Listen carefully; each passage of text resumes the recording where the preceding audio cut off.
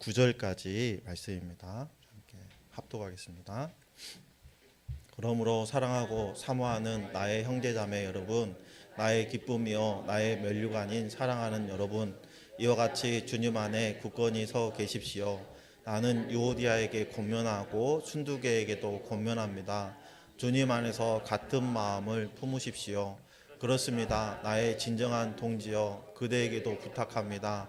이 여인들을 도와주십시오. 이 여인들은 글레멘드와 그 밖에 나의 동역자들과 더불어 복음을 전하는 일에 나와 함께 애쓴 사람들입니다.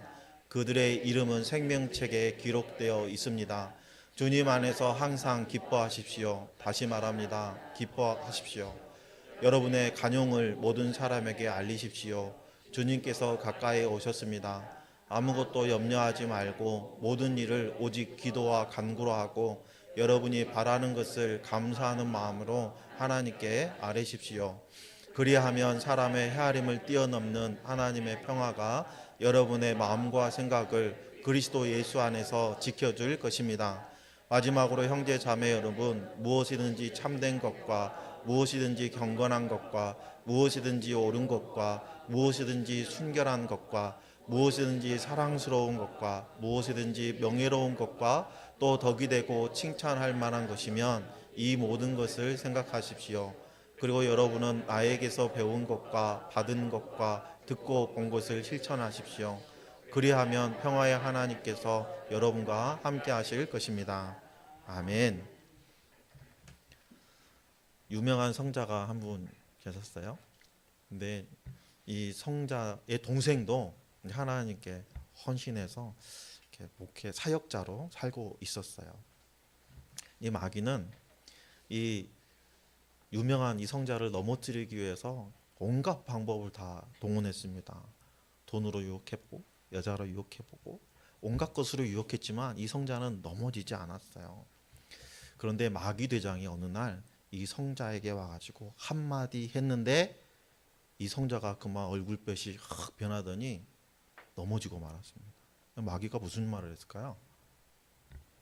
내 동생이 교회 주교가 됐어, 이 말이었어요. 나는 아직 주교 자리에 못 올라갔는데 늦게 시작한 내 동생이 주교 자리에 올라갔다니까 마음에 시기와 질투가 확 올라왔어요. 그만 그 마음이 성자를 무너뜨리고 만 거죠.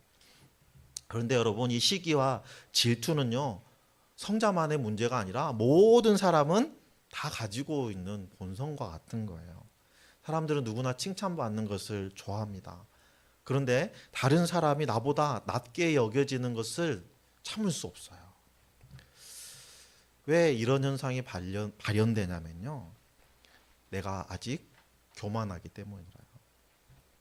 교회도 마찬가지죠. 하나님의 일을 하는 사역자들도 이 시기와 다툼에서 자유롭지 못합니다. 이 목회자들 사이에 공감되는 얘기가 있어요. 신학교 동기인데 나보다 잘 나가는 동기를 보면 축하해주는 마음도 있지만 자꾸 그 동기랑 나를 비교하게 되는 거예요. 또 어떤 경우에는 저처럼 늦게 신학을 시작해서 늦게 사역길에 목회기에 들어선 사람은 대부분 개척을 하거든요. 저처럼 이제 개척을 했어요. 개척을 했는데 나는 항상 그 자리인 것 같은데 함께 개척한 동기는 나보다 훨씬 잘 되는 것 같아요. 교회도 막 부흥하는 것 같아요. 그러면 축하해, 정말 축하해 하고 박수는 쳐주지만 내 안에는 어떤 마음이 일어나요?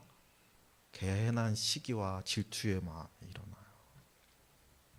빌립보 교회 안에서도 시기와 다툼이 있었어요. 빌립보 교회는 그 누구보다 사도 바울에게 소중한 교회였거든요. 그 누구보다 사랑했던 빌립보 교회가 시기와 다툼으로 분열된 것을 사도 바울은 듣고 참 마음이 너무 아팠고, 그러한 것을 회복시키기 위해서 오늘 우리가 낭독했던 빌립보서를 기록해서 보냈습니다. 그래서 오늘 본문에 있는 이 내용을 보면 갈등과 분열의 상황에 있는 공동체가 회복의 길을 찾는데 많은 도움을 가져다 줍니다. 언제든지 갈등의 상황에 얽매일 수 있는 우리도 오늘 말씀을 통해서 어떻게 하면 갈등을 극복하고 주님 안에서 하나로 연합된 그러한 복을 누릴 수 있는지를 찾고 실천하는 귀한 은혜의 시간 되기를 예수님의 이름으로 축복합니다. 빌립보 교회는, 특히 빌립보 교회 성도들은 사도 바울에게 참 특별한 사람들이었어요. 사도 바울은 빌립보 교회 성도들을 뭐라고 표현하냐면요, 나의 기쁨이요 나의 면류관이다 라고 표현하고 있어요. 그런데 이 빌립보 교회 여성 지도자들인 유오디아와 순두계 사이에 갈등이 있다는 거예요. 정말 마음이 아프지 않을 수 없는 그런 소식이죠. 이들은 사도 바울과 함께 복음을 위해서 헌신했던 사람들이에요. 사도 바울의 동역자들입니다. 사도 바울은 이들의 이름이 생명책에 기록되어 있다라고 말할 정도예요. 그런데 이들이 서로 다른 마음을 품고 다투고 있어요. 여러분, 이들이 믿음이 없어서 다투거나 서로 친하지 않아서 다투거나 사명의식이 없어서 다투고 있는 것이 아니에요. 각자 생각하고 있는 사역의 방법, 사역의 우선순위가 다르기 때문에 다투는 것이죠. 오히려 사명감이 특출하기 때문에 서로 다투는 일이 발생한 거죠. 이러한 사례는 성경에서도 우리가 쉽게 찾아볼 수 있어요. 대표적인 예를 하나 들면 사도 바울과 바나바 사이에 일어난 갈등의 사례를 들 수 있죠. 여러분, 사도 바울과 바나바는 복음 사역을 함께 해서 함께 헌신한 귀중한 동역자들이었어요. 바나바를 통해서 사도 바울이 사역을 시작할 수 있었고, 또 바나바와 사도 바울은 무려 2년 동안 1차 전도 여행을 함께 하면서 생사고락을 같이 했기 때문에 두 사람은 그 누구보다도 아주 친밀한 관계에 있었던 사람이에요. 각별한 이 사이를 갈라놓았던 사건이 1차 전도여행 기간에 발생합니다. 어찌됐든 1차 전도여행을 2년 동안 잘 마치고 예루살렘 교회에 와서 그 성과를 보고 했어요.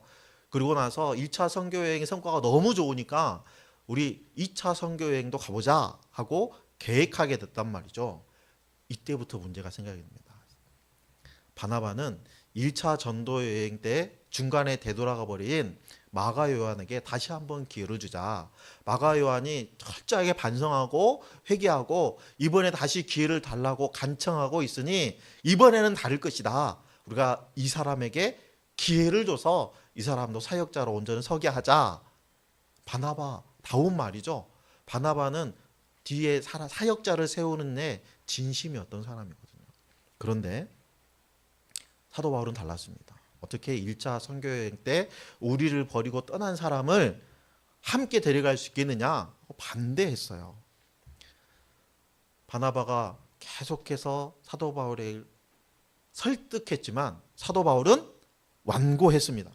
사도행전 15장 38절 39절에 보니까 그러나 바울은 밤빌리아에서 자기들을 버리고 함께 일하러 가지 않은 그 사람을 데리고 가는 것을 좋게 여기지 않았다. 그래서 그들은 심하게 다툰 끝에 서로 갈라서고 말았다.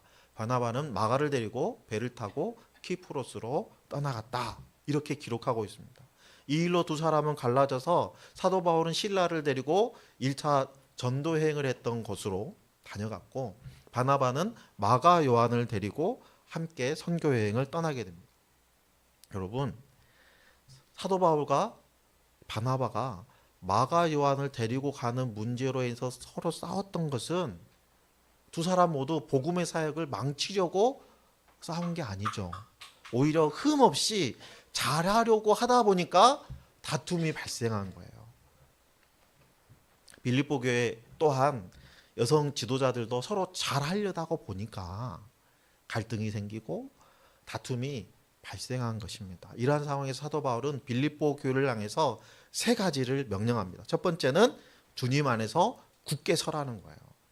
주님 안에서 굳게 서는 것은 딱히 박해 상황에서 제자들의 생존뿐만 아니라 주님이 명령한 복음 사역을 위해서 반드시 해야 되는 필수적인 조건이었어요. 2절에 보니까 요디와 순두계를 향해서 주님 안에서 같은 마음을 품으십시오 라고 강권하죠. 여기서 우리가 눈여겨볼 단어가 주님 안에서와 같은 마음이라는 단어예요.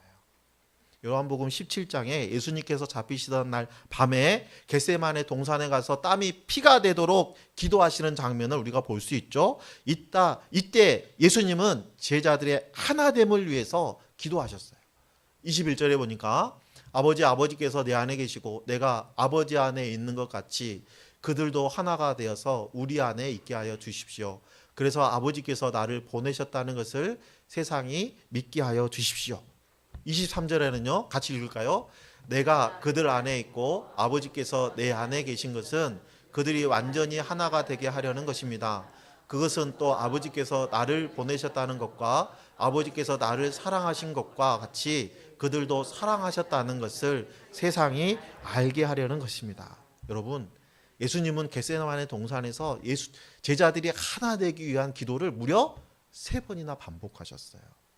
여기서 우리가 알 수 있는 중요한 원리는 제자들이 하나 되기 위해서는 반드시 예수님 안에 있어야 된다는 거예요. 이러한 원리는 예수님께서 요한복음 15장 포도나무 비유를 통해서 강조하셨던 내용입니다. 포도나무 가지가 포도나무에 붙어 있지 않으면 열매를 맺지 못하게 되므로 버려지고 말라서 죽게 되고 부뚜막에 던져지는 불쏘시개밖에 안 된다라고 말씀한 거예요. 이 원리에 따르면 유오디아가 순두계를 비롯한 교회 안의 모든 지도자들이 주님 안에 함께 서지 않으면 하나가 될 수 없다는 거예요. 그건 우리들도 마찬가지입니다. 우리가 주님 안에서 함께 서지 않으면 한 분 성령님께서 주시는 같은 마음, 같은 생각을 품을 수 없는 거예요. 교회뿐만 아니라 가정도 마찬가지입니다. 가정이 주님 안에 바로 서지 않으면 사랑하는 가족들끼리 더 많은 마음의 상처를 주고받게 되는 거예요. 제가 상담을 해본 경험에 따르면 대부분의 마음의 상처는 모르는 사람한테 받는 게 아니에요. 많은 상처는 나랑 피를 나눈 형제, 자매, 우리 가족, 우리 친척들에게 받는 경우가 대부분입니다. 아무리 가까인 사이라도 인간관계에 있어서 갈등과 다툼은 반드시 발생하게 되어 있어요. 오히려 갈등이 없는 것이 더 큰 문제일 수도 있습니다. 그런 우리가 연약해서 싸울 수밖에 없고 목회자인 나도 시기하고 질투할 수밖에 없는 이런 조건에서 어떻게 하면 우리가 갈등 없이 살 수 있을 건가? 그 비결을 오늘 사도 바울은 뭐라고 하셨어요? 주 안에서라고 했어요. 갈등을 해결할 수 있는, 갈등을 예방할 수 있는 가장 좋은 방법은 주님 안에 함께 서는 거예요. 주님 안에 우리가 함께 서 있으면 갈등이 있어도 건강한 방법으로 갈등을 해결할 수 있어요. 오히려 갈등의 상황으로 인해서 상대방의 마음을 더 잘 알게 되고 오히려 서로 더 친밀한 관계를 이룰 수 있게 되는데 그 조건이 주님 안에 있는 거예요.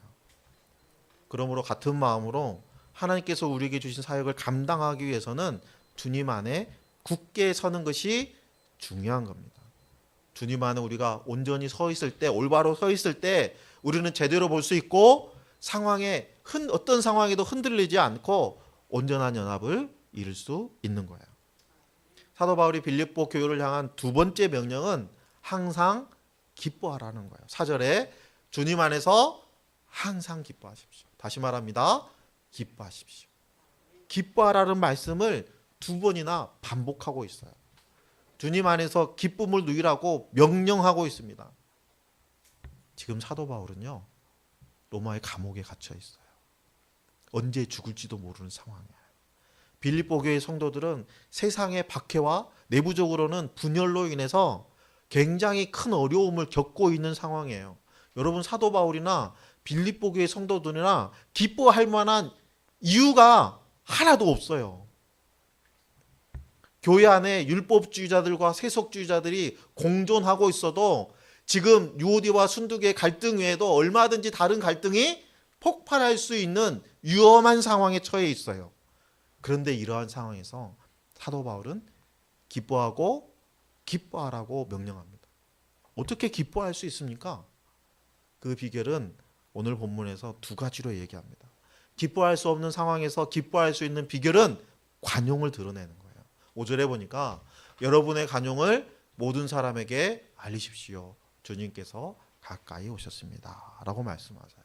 여기 사용된 이 관용이라는 단어는요, 조문이나 어떤 관습에 있는 권리나 내가 할 수 있는 그런 권리들을 일일이 주장하지 않고 양보하려는 태도, 그런 사려 깊은 태도를 관용이라고 표현하고 있는데요. 이 단어를 명사형으로 쓰면 인내라는 단어로도 성경에는 사용하고 있어요.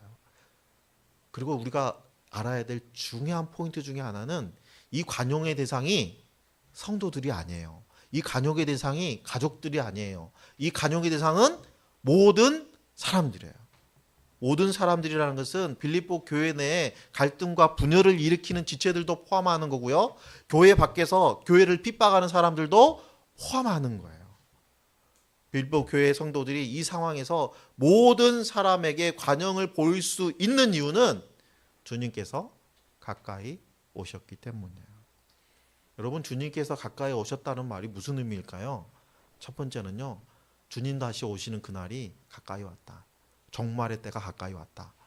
심판의 때가 가까이 왔다라는 의미로 읽을 수 있어요. 종말 신앙을 가지고 있기 때문에 핍박과 박해의 상황에도 사랑과 관용의 마음으로 모든 사람을 대할 수 있는 거예요. 또한 주님께서 가까이 오셨다 하는 이 말씀은 주님께서 함께 하신다라는 말씀으로도 이해할 수 있어요. 이 가까이라는 단어가 성경에서 어떻게 사용되었는지 그 용례를 찾아보면 사도 바울이 로마 황제 앞에 섰을 때 자신을 변호하는데 그때도 오늘 본문에 가까이라고 번역된 이 단어를 사용했어요. 디모데후서 4장 16절 17절에 보면 내가 처음 나를 변론할 때에 내 편에 서서 나를 도와준 사람은 한 사람도 없습니다. 모두 나를 버리고 떠났습니다. 그러나 그들에게 허물이 돌아가지 않기를 빕니다. 주님께서 내 곁에 서셔서 나에게 힘을 주셨습니다. 그것은 나를 통하여 전도의 말씀이 완전히 전파되게 하시고, 이렇게 말씀하셨어요. 모든 사람이 그것을 들을 수 있게 하시려는 것입니다. 주님께서 나를 사자의 입에서 건져내셨습니다. 예수님께서 사도 바울 곁에 서 계시는 것처럼 가까이 계셨다는 거예요. 그리고 사도 바울에게 가까이 계셨던 주님이 특별한 능력을 주셔서 복음을 전하게 하시고 그 위험에서 건져 주셨다고 믿음의 고백을 하고 있는 것입니다. 간증을 하고 있는 거예요. 예수님께서 다시 오신다라고 할 때 사람들은 예수님을 멀리 있는 분이라고 생각할 수도 있었어요. 그런데 사도 바울은 지금 그 멀리 있는 예수님이 아니라 내 곁에서 나를 도우시는 하나님, 임마누엘의 하나님이 내 옆에 계셨다라고 간증하고 있는 거예요. 빌립보 교회 성도들도 주님이 가까이 계신다라는 이 의미를 종말의 때와 내 곁에 계신 주님이라는 의미로 생각하고 있었기 때문에 사자에 의해서 로마 경기장에서 사자에 의해서 물려 죽을 때도, 화형당할 때도 찬송을 부르면서 의연하게 순교할 수 있었던 거예요.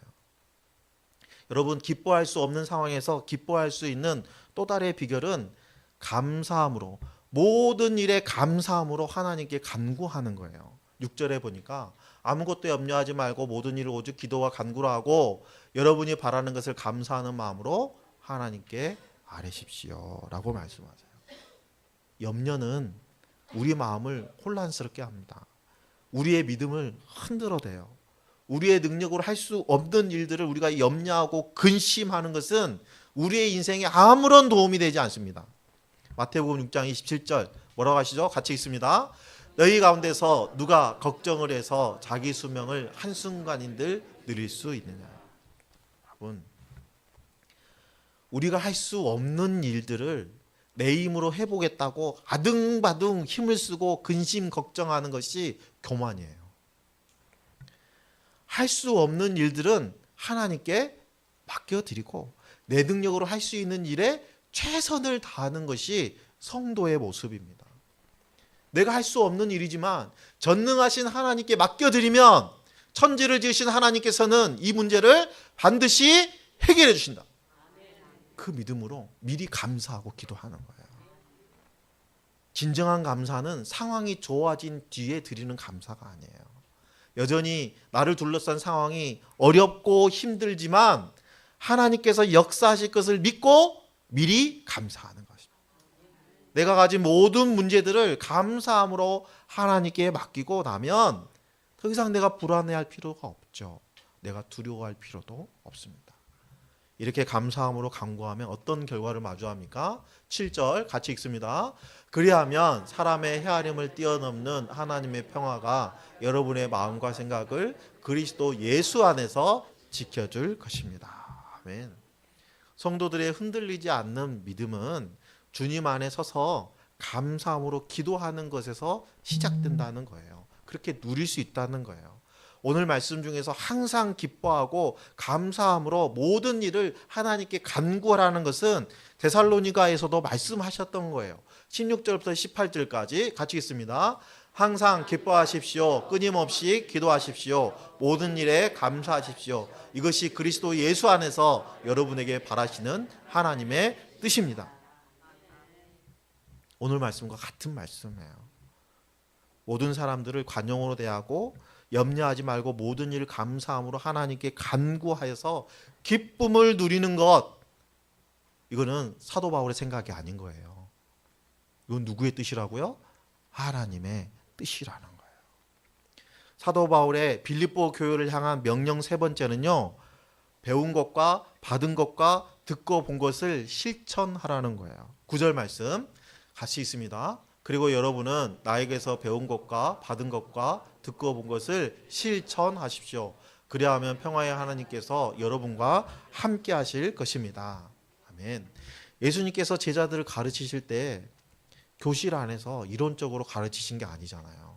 제자들을 둘씩 묶어서 각 마을에 보내시고 권능을 주셔서 능력을 행하게 하셨어요. 제자들이 주님께 듣고 보고 배운 것을 실천하게 하셔서 그들의 믿음이 온전해질 수 있도록 가르쳐 주셨어요. 야고보 사도는 야고보 2장 26절에서 이렇게 얘기합니다. 영혼이 없는 몸이 죽은 것과 같이 행함이 없는 믿음은 죽은 것입니다. 행하지 않는 믿음은 헛된 것이고 자기 자신을 속이는 거예요. 하나님의 말씀대로 실천하는 성도들은 무엇이 하나님의 뜻인지를 찾을 수밖에 없죠. 그래서 8절에 보니까 이렇게 얘기하죠. 마지막으로 형제자매 여러분, 무엇이든지 참된 것과 무엇이든지 경건한 것과 무엇이든지 옳은 것과 무엇이든지 순결한 것과 무엇이든지 사랑스러운 것과 무엇이든지 명예로운 것과 또 덕이 되고 칭찬할 만한 것이 있으면 이 모든 것을 생각하십시오 라고 권면하고 있어요. 여기서 생각한다라는 거는요, 내 마음에 옛날 여러분들 돌에다가 글자를 새기면 뭘로 새겼을 것 같아요? 볼펜으로 쓰지 않았겠죠? 날카로운 석필로 막 팠겠죠? 그렇게 석필로 파서 기록하는 것을 생각하다라는 단어로 번역해 놓은 거예요. 우리 마음에, 우리 마음 심비에다가 그렇게 깊게 파서 기록하라는 거예요. 무엇을요? 고린도전서 10장 31절 32절 말씀 봅니다. 그러므로 여러분은 먹든지 마시든지 무슨 일을 하든지 모든 것을 하나님의 영광을 위해서 하십시오. 여러분 유대 사람들에게도 그리스 사람에게도 하나님의 교회에도 걸림돌이 되지 마십시오. 사도 바울은 한 영혼 구원하는 일이라면 주님 안에서 그 어떤 일도 할 수 있다고 했어요. 한 영혼 구원하는 일이라면 내가 굶주려도 좋고 내가 채찍을 맞아도 좋고 내가 돌에 맞아도 좋다. 하지만 이 모든 일로 내가 원하는 것은 하나님께 영광 돌리는 것이다. 우리 마음속에 석필로 파야 되는 단어가 바로 하나님께 영광 돌리는 일이에요. 무엇이 하나님의 영광을 위한 일인가? 그것을 고민하고 하나님의 뜻을 찾고 성령님의 감동을 우리에게 주신 그 하나님의 뜻을 실천하는 거예요. 우리도 말씀을 아는 것에 만족하지 말고 배운 대로 말씀을 실천해야 됩니다. 마태복음 28장 20절 상반절에 내가 너에게 명령한 모든 것을 그들에게 가르쳐 지키게 하라 하셨어요. 주님이 명령하신 그 모든 말씀을 지켜 행하는 것이 제자들이 해야 될 의무인 거예요. 그 제자들의 사명이에요. 사도 바울은 말씀대로 실천해서 감사와 기쁨을 누리고 자신을 둘러싸고 있는 모든 문제들을 이겨낼 수 있었거든요. 그래서 이 기쁨의 소식을 빌립보 교회 성도들한테 전하고 있는 거예요. 너희들을 둘러싸고 있는 이 어려운 문제들, 이 극악한 상황이라 할지라도 말씀대로 행하여라. 주님 안에 서 있어라. 주님만 붙들어라. 그러면 평강의 하나님께서 너희의 마음과 생각을 지켜주실 것이다. 주님께서 너희에게 평안을 주실 것이다 라고 권면하고 있는 거예요. 여러분, 오늘 말씀의 핵심은 주님 안에 서서 성령님이 주시는 같은 마음을 품고 주님과 연합하여서 하나된 공동체를 세울 때 하나님의 기쁨을 만끽할 수 있다라는 말씀이에요. 주님과 연합해서 하나된 공동체를 세우는 것은 성도들에게는 생존의 문제입니다. 주님 안에 온전히 서 있어야지 우리가 넘어지지 않고 참된 평화를 누릴 수 있는 거예요. 제가 어렸을 때 읽었던 이솝 우화 중에 갑자기 생각나는 글이 있어요.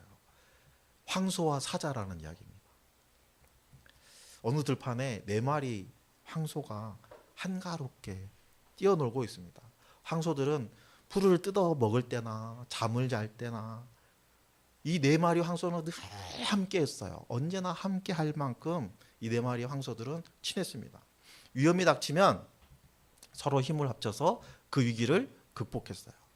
그런데 이 사이좋은 황소들을 호시탐탐 노리는 사자가 한 마리 있었어요.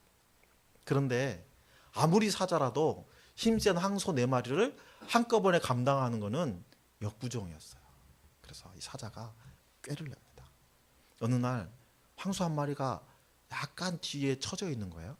그래서 싹 옆에 가면서 다른 3마리가 네 흉보고 있더라 하고 지나가는 거예요. 그럴까?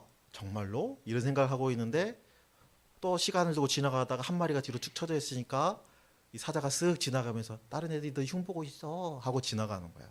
각각의 황소들마다 사자가 다른 애들이 네 흉보고 있다 라고 이간질을 시킨 거예요. 그러니까 황소들이 어떻게 생각했을까요? 정말 저 3마리들이 나를 따돌리는 거 아니야? 이런 의심을 품기 시작했고 결국 이들 사이의 관계는 어떻게 됐을까요? 깨지고 말았어요. 그 뒤에 일어난 일은 안 봐도 그려지죠? 네, 사자는 너무나 쉽게 4번의 만찬을 즐길 수 있었던 거예요. 여러분, 사자는 황소의 마음에 불신의 씨앗을 던져서 갈등의 상황을 만들었어요. 교회를 향한 마귀의 전략도 마찬가지입니다. 사탄은 가정을 허물기 위해서 남편과 아내 사이에 불신의 씨앗을 던져주는 거예요. 서로 의심하게 만들어요. 갈등의 상황을 조성해요. 성도들 사이도 마찬가지예요. 성도들 사이에 불신의 씨앗을 던져주고 의심의 씨앗을 던져주고 의간질을 시키는 거예요. 이 갈등의 상황을 만들어서 교회가 무너지게 만들어요. 그렇다면 구체적으로 이 마귀는 어떻게 성도들을 이간질하는 걸까요? 우리 성도들이 이 마귀의 공격을 막아내려면 우리가 일상에서 어떻게 행동해야 될까요? 그건 수요일 날 수요 예배 때 살펴보겠습니다. 궁금하시면 수요 예배 때 나오셔요. 여러분, 갈등의 상황에서 분란이 일어나지 않으려면 어떻게 해야 되냐면 주님 안에서 기도해야 돼요. 여러분, 억지로라도 기도하세요. 억지로라도 기도하면 기도 응답이 쌓여요. 여러분, 일부러라도 감사하세요. 일부러라도 감사하면 간용의 마음이 생기기 시작합니다. 여러분, 간용의 마음이 커지면 커질수록 어떤 결과가 온다고요? 감사의 마음이, 감사할 일이 더 많아져요. 그리고 감사할 일이 많아지면 많아질수록 우리의 입술에 간증도 많아지고, 간증이 많아지면 우리는 그 어려움을 통과하면 통과할수록 더 성숙해지는 거예요. 여러분, 억지로라도 기도하고 일부러라도 감사하라는 것은 훈련이 필요하기 때문이에요. 여러분, 감사, 기도는요, 세상의 문화가 아니에요. 어디의 문화? 하나님 나라의 문화예요. 그러니까 세상에 살고 있을 때 세상의 간습으로 살아가는 사람들은 감사와 기도를 할 수 있어요, 없어요? 없어요. 그러니까 훈련이 필요한 거예요. 그래서 우리가 삶 공부를 통해서 이런 신앙 훈련을 하는 거예요. 우리가 염려와 걱정으로 얽매인 삶을 벗어나서 감사와 기도로 기쁨이 넘치는 삶을 살아가기 위해서는 늘 주님 안에 함께 거해야 됩니다. 지금 당장 우리 눈에 보이는 것이 하나도 없다 하더라도 모든 일에 감사함으로 하나님께 간구하고 그리스도 예수 안에 굳게 서서 성령님이 우리에게 부어주시는 그 마음을 붙들고 주님 안에 연합함으로 인해서 우리는 세상이 주지 못하는 기쁨을 누리게 되는 거예요. 오늘 이후에 한 마음으로 그리스도 안에서 굳게 서서 주님과 연합하여서 그리스도 중심된 삶을 살아가는 저와 여러분의 삶이 되기를 예수님의 이름으로 축원합니다.